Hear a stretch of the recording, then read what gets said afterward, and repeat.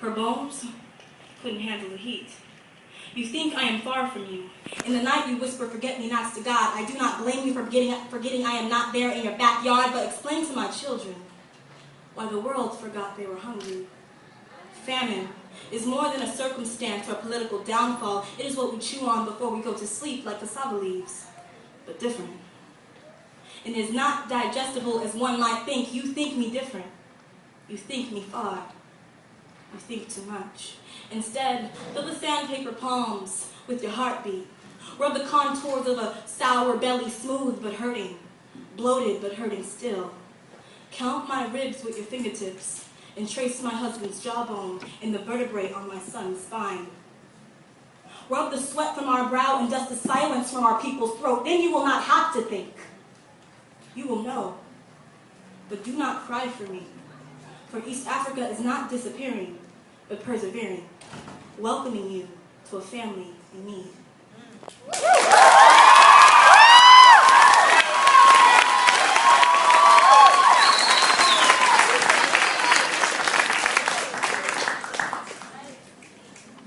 It is common for us not to want our neighbor to grow their hedges over the line.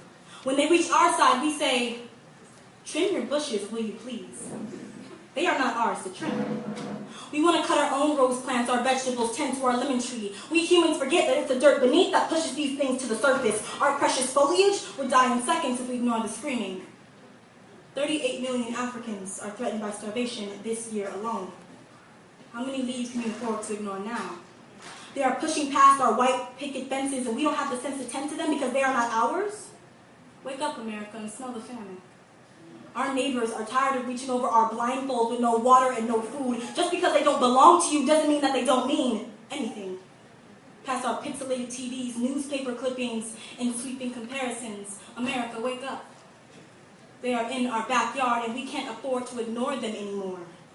The more than 1 billion Africans who do not have enough clean water to provide for their basic need. Africa, you are so beautiful. If only your shine would warrant you a drink.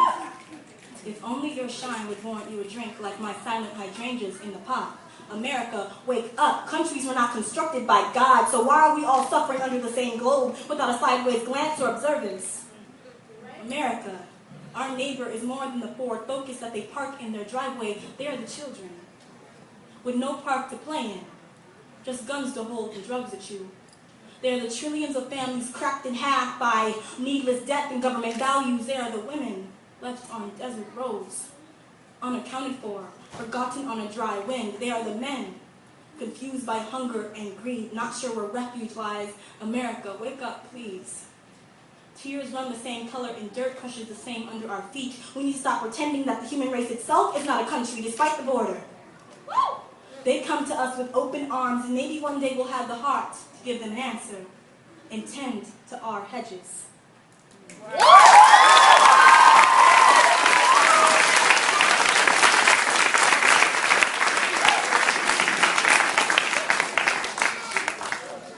I wish that our feet could make flowers, because realistically, if our feet made flowers, they would lay showers of daisies at our feet, whispering to our feet, bringing sunshine from beneath, because it's hard to go clearly when you look at your base and all you see is concrete weeds.